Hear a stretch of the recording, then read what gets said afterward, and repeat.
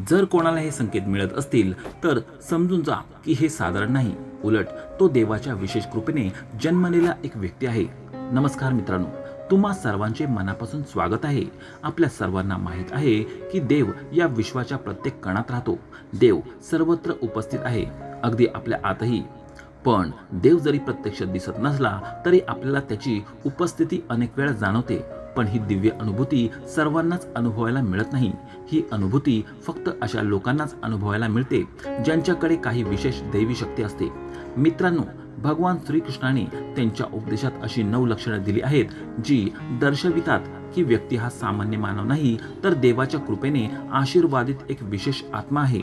जर ही 9 लक्षणे एखाद्या व्यक्तीमध्ये दिसली तर समजून घ्या की ती व्यक्ती सामान्य मानव नाही. श्रीकृष्णाने अशा लोकांना सर्वोत्तम म्हटले आहे, कारण हे गुण सामान्य लोकांमध्ये दिसत नाहीत. बऱ्याचदा हे गुण अशा लोकांमध्ये जन्मापासूनच दिसतात आणि जेव्हा ते मोठे होतात तेव्हा त्यांच्या असाधारण शक्तींमुळे ते जगात प्रसिद्ध होतात. श्रीकृष्णाच्या मते प्रत्येक व्यक्ती एका उद्देशाने जन्माला येते. मानवी जन्म मिळणे ही काही सामान्य गोष्ट नाही. 84 लाख जन्मांपैकी मानवी जन्म हा सर्वोत्तम जन्म असल्याचे म्हटले जाते. हे जीवन एक अमूल्य देणगी आहे, ज्यामध्ये मानव ते सर्व काही करू शकतो जे इतर कोणताही प्राणी करू शकत नाही. म्हणून प्रत्येक मानवाने देवाचे आभार मानले पाहिजेत की त्याने त्याला मानवी जीवन दिले. या जीवनाचा योग्य वापर केला पाहिजे आणि जगाच्या कल्याणाच्या भावनेने काम केले पाहिजे. पण प्रत्येक जण या संधीचा चांगला वापर करत नाही.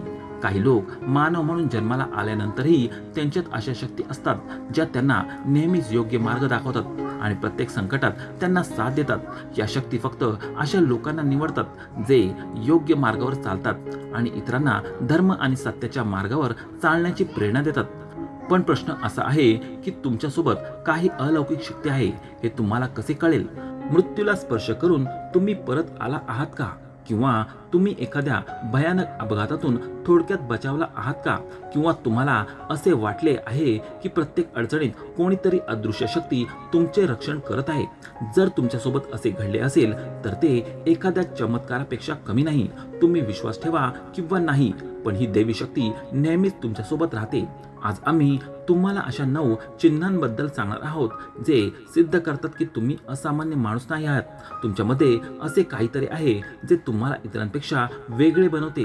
तर चला त्या 9 दैवी चिन्हांबद्दल जाणून घेऊया. व्हिडिओ शेवटपर्यंत पहा, कारण ते तुमच्या आयुष्याला एक नवीन दिशा देऊ शकते. कॉमेंटमध्ये एकदा जय श्रीकृष्ण लिहा. पहिले लक्षण म्हणजे भगवान श्रीकृष्ण म्हणतात की जो माणूस कोणतेही काम करताना सुख दुःखाचा विचार करत नाही, मग तो हिवाळा असो वा उन्हाळा, तो कधीही आपले काम अर्धवट सोडत नाही. कितीही समस्या आल्या तरी तो आपल्या मार्गापासून विचलित होत नाही.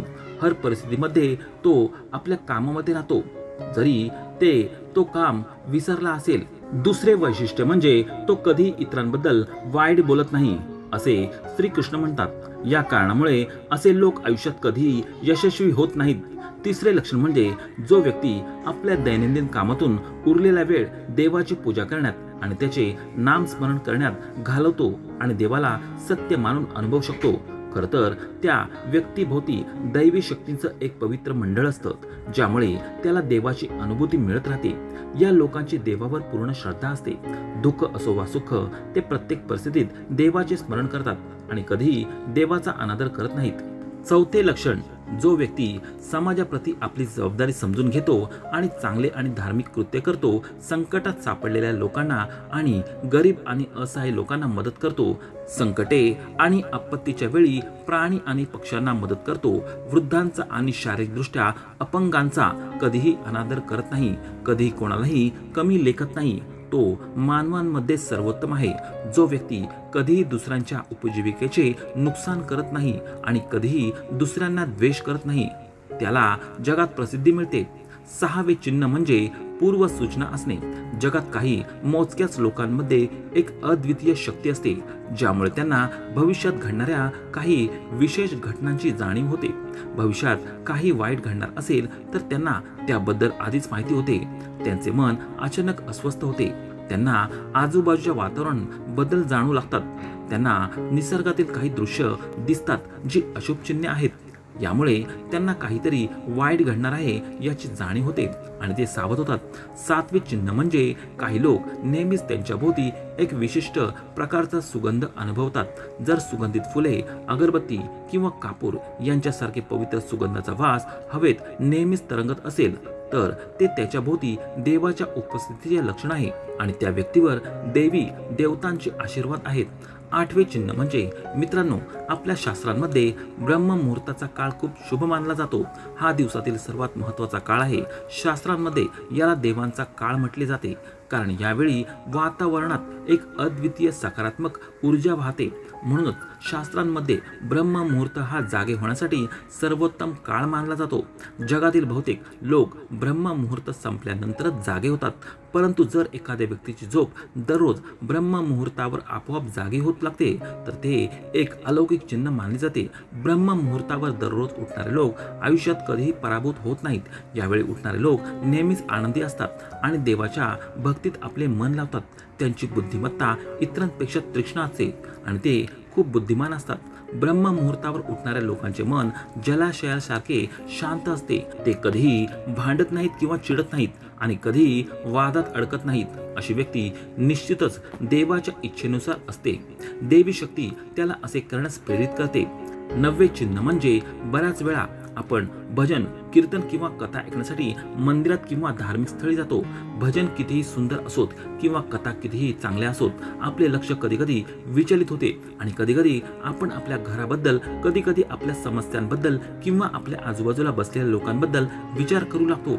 परंतु काही लोक असे असतात जे भजन किंवा कथा ऐकण्यात इतके मग्न होतात की त्यांना काही कधी कळत नाही. त्यांना फक्त त्यांच्या सभोवताली पवित्रता जाणवते आणि शंख, बासरी किंवा मंदिरातील घंटांचा आवाज असे अनेक शुभ ध्वनी ऐकू येतात. निश्चितच असे लोक देवाच्या कृपेखाली असतात आणि देव त्यांच्या खूप जवळ असतो आणि म्हणूनच त्यांना हे चमत्कारिक ध्वनी जाणवतात. जो माणूस देवाच्या चरणी आनंद अनुभवतो आणि भक्तीलाच खरे सुख मानतो तो दुःखी राहू शकत नाही किंवा कोणालाही दुःख देऊ शकत नाही. अशा व्यक्तीचे मन आणि मेंदू नेहमीच शांत राहतो, ज्यामुळे तो कधीही सत्य आणि सद्गुणांच्या मार्गापासून विचलित होत नाही. हा देवाने त्याला दिलेला एक विशेष आशीर्वाद आहे, ज्यामुळे त्याला समाजात नेहमीच आदर आणि सन्मानाने स्थान मिळते. जर तुम्ही तुमच्या पत्नीशी एकनिष्ठ असाल, तुम्ही कधीही तिची फसवणूक केली नसेल, तुम्ही कधी इतर कोणत्याही स्त्रीशी कोणत्याही प्रकारचे संबंध ठेवले नसतील, तुम्ही इतर महिलांना तुमची आई आणि बहीण मानता, तर तुम्ही धन्य आहात. जर तुम्ही एक स्त्री असाल आणि फक्त तुमच्या स्वतःच्या पतीवर प्रेम करत असाल, तुमच्या पतीशी एकनिष्ठ असाल, तुमच्या पतीला तुमचे सर्वस्व मानत असाल, इतर पुरुषांचे विचार तुमच्या मनात कधीच येत नाहीत, तर तुम्ही निश्चितच एक महान समर्पित पत्नी आहात. जर तुम्हाला व्हिडिओ आवडला असेल तर तो नक्कीच लाईक करा, तुमचे विचार कॉमेंटमध्ये शेअर करा आणि जास्तीत जास्त शेअर करा, जेणेकरून ही माहिती अधिक लोकांपर्यंत पोहोचेल. जर तुम्ही आमच्या चॅनलवर असाल तर ते सबस्क्राईब करा आणि बेल आयकॉन दाबायला विसरू नका, जेणेकरून तुम्हाला आमच्या प्रत्येक नवीन व्हिडिओची माहिती सर्वात आधी मिळेल. आता पुन्हा भेटूया एक नवीन रहस्यमय माहितीसह. तोपर्यंत नमस्कार. जय श्री कृष्ण.